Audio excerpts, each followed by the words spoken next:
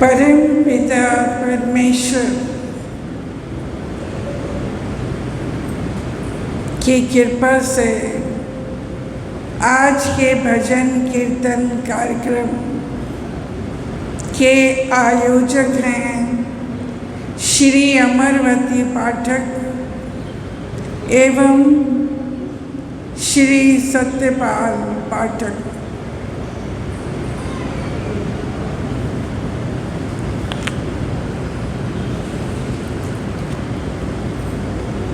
माँ ढेर सारी दुआएं और आशीर्वाद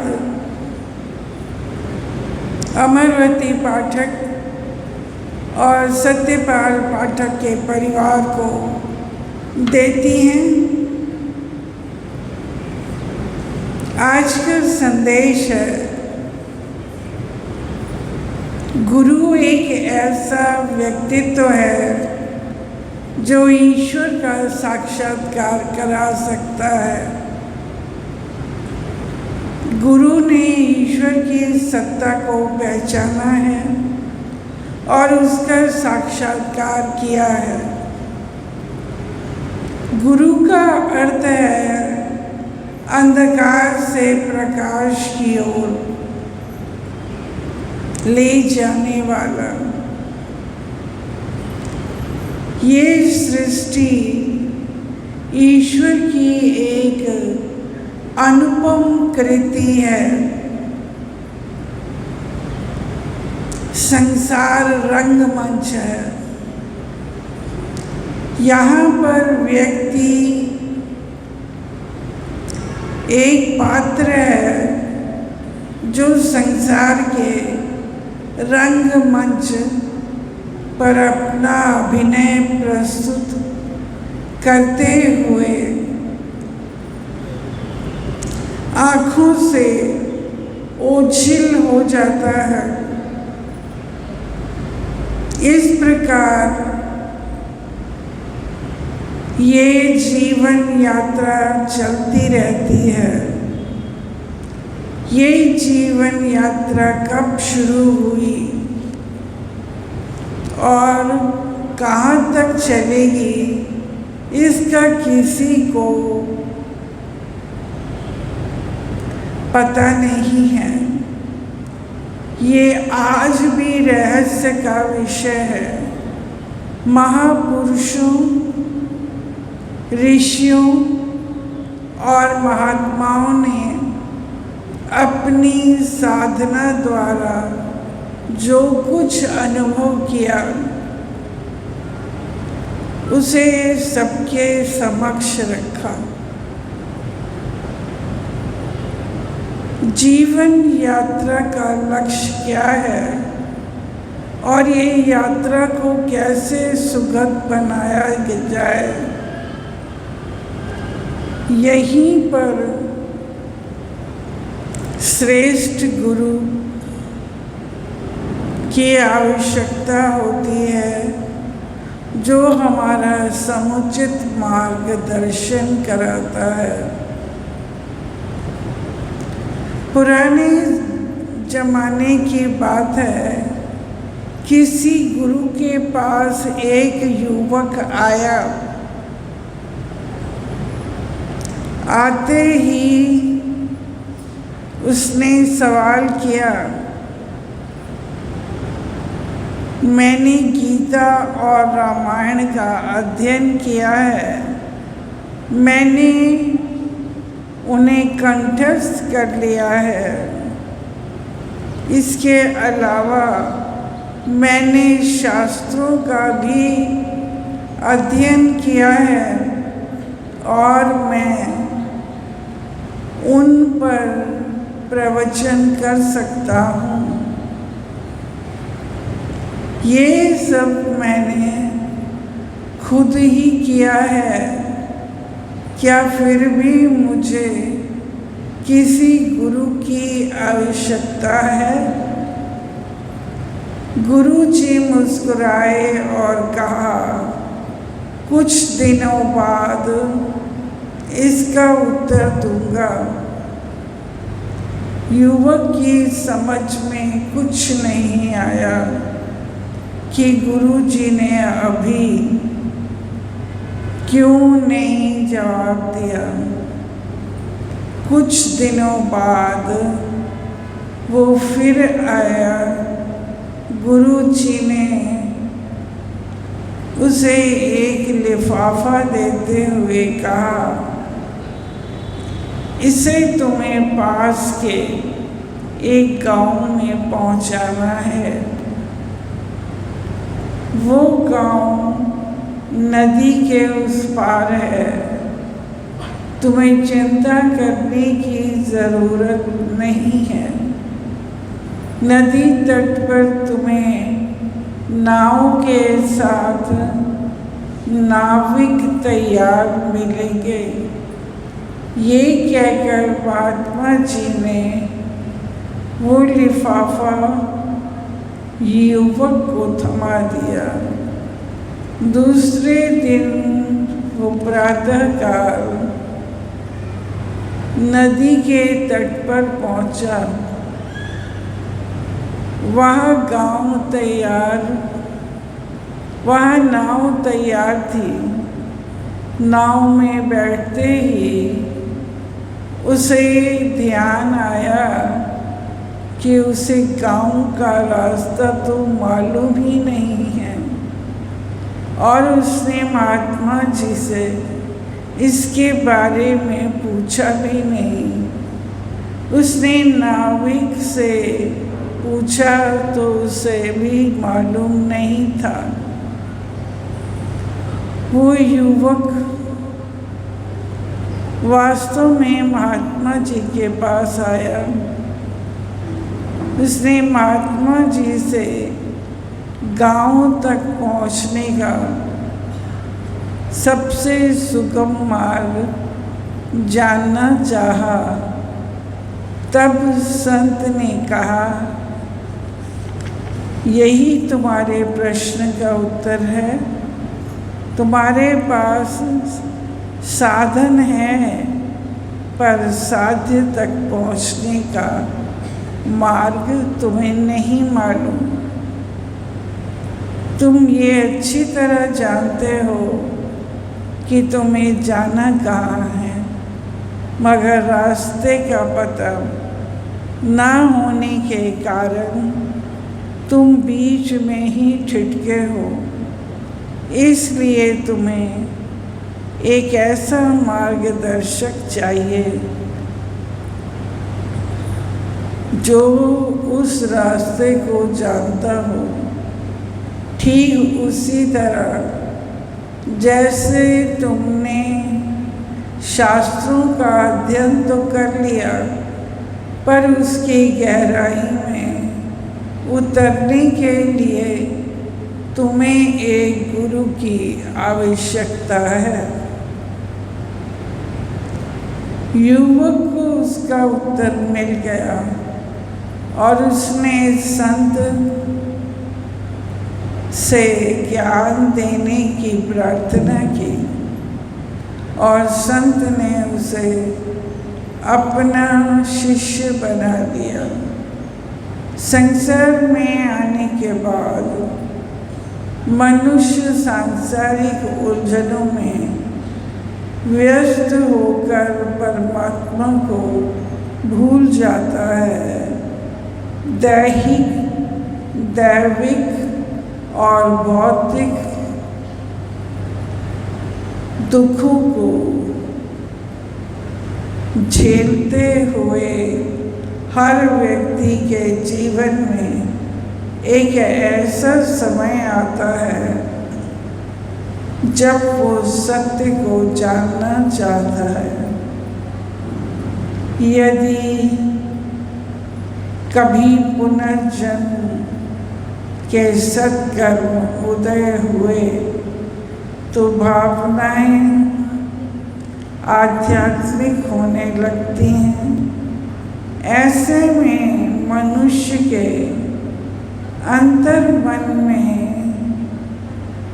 ये जिज्ञासा प्रबल हो जाती है कि वो कौन है, कहाँ से आया है और कहाँ जाएगा। इस जिज्ञासा के बलवती होने पर ईश्वर उस व्यक्ति के पास ऐसे प्रबल और आध्यात्मिक महापुरुष को भेजता है जो उसका मार्गदर्शन कर सके। ऐसे महापुरुष जिसे आत्मा और परमात्मा की पहचान होती है, वही सच्चा गुरु है। वही हमें सत्य मार्ग बताकर परम आनंद की प्राप्ति और दुखों से निवृत्ति दिलाता है। सद्गुरु अपनी दिव्य दृष्टि से दिखाते हैं कि ईश्वर प्रत्येक जीव में किस प्रकार व्याप्त है। गुरु के महात्म्य के वर्णन करते हुए शास्त्र कहते हैं, गुरु ब्रह्मा, गुरु विष्णु, गुरु देवो महेश्वर, गुरु साक्षात पारब्रह्म, तस्मै श्री गुरुदेव नमः। यही सद्गुरु मानव को अपनी शरण रूपी नौका में बिठाकर संसार सागर से पार कराता है। जब वो मनुष्य का बेड़ा अपनी कृपा की पतवार से पार लगाता है तो उसका दर्जा संसार के सृष्टा से भी अधिक श्रेष्ठ हो जाता है, क्योंकि परमात्मा हमें जन्म देकर माया के बंधन में बांधता है, जबकि सद्गुरु हमें उससे मुक्ति दिलाते हैं। इसीलिए कबीर साहब कहते हैं, तीर्थ गए ते एक फल, संत मिले फल चार, सतगुर मिले ते अनंत फल, कहे कबीर विचार।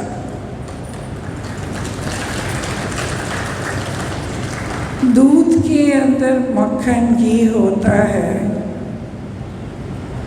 परंतु वो दिखाई नहीं देता, जबकि दूध की प्रत्येक बूंद में घी का अंश समान रूप से व्याप्त रहता है। उसी प्रकार संसार की प्रत्येक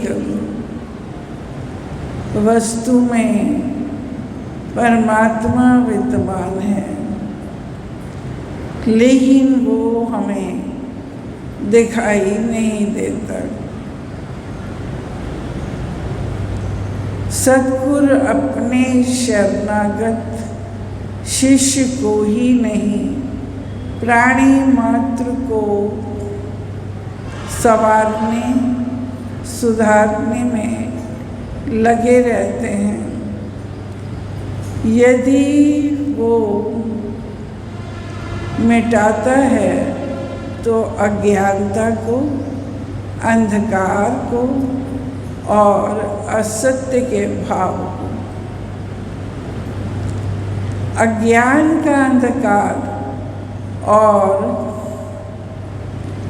वासना मैल के आवरण को सतगुरु की कृपा रूपी दीप और करुणा रूपी साबुन से ही दूर करके प्रकाश में धवलता प्रदान कर सकता है। जब सतगुरु अपने शिष्य के शब्द की बाती को, उसके अंतस को भक्ति तत्व यानी भाव से भरकर अपनी कृपा के दीप से प्रज्वलित कर देते हैं, तो दैविक और भौतिक अमावस उसके जीवन से सदा के लिए तिरोहित हो जाती है। मन में उज्जवल प्रकाश फैल जाता है। सतगुरु कृपा के सिंधु है, मानव के रूप में हमारे रक्षक और मोह माया का घोर अंधकार विनष्ट करने के लिए जिनके वचन सूर्य किरणों के समूह के समान हैं, वही इस संसार सागर से पार उतार सकता है। गुरु बिन ज्ञान न उपजे, गुरु बिन मिटे न भेद, गुरु बिन संशय न मिटे। जय जय श्री गुरुदेव। श्री रामचरितमानस में के उत्तराखंड में मानस प्रभु की चर्चा करते हुए गोस्वामी तुलसीदास जी ने इस तथ्य को रेखांकित किया है कि सतगुरु रूपी वेद के वचनों से विश्वास होना चाहिए। यही अधिकारी शिष्य का लक्ष्य है। बिना विश्वास सिद्धि प्राप्त नहीं होती।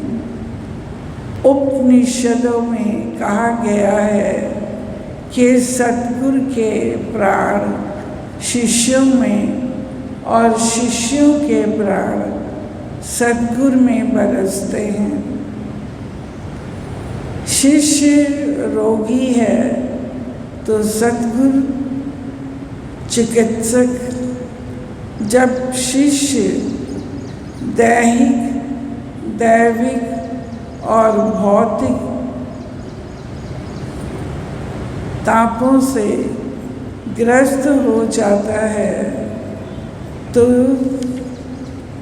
सतगुरु इनसे बचने के औषधि बतलाते हैं। सतगुरु की महिमा अनंत है। अनंत किया उपकार, लोचन अनंत उघारिय, अनंत दिखावन हार।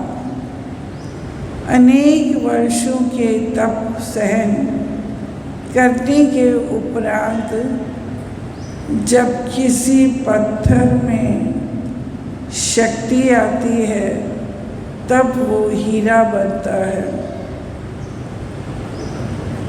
इसी प्रकार अनेक वर्षों की तपस्या के बाद कोई दिव्य आत्मा गुरु में अवतरित होती है और मेघ बनकर सतगुरु प्यासे शिष्यों को तक पहुंचाता है और परमात्मा का ज्ञान शिष्यों तक पहुंचाने का कार्य सद्गुरु ही करता है। तो ये था आज का संदेश। अब माँ परम पिता परमेश्वर से आप सबके लिए प्रार्थना करती हैं, आपके समस्त शारीरिक, पारिवारिक, सामाजिक और मानसिक कष्टों के लिए माँ ढेर सारी दुआएं देती हैं। हमारी हर दुआ आप सबको लग जाए। धन्यवाद। नमस्कार।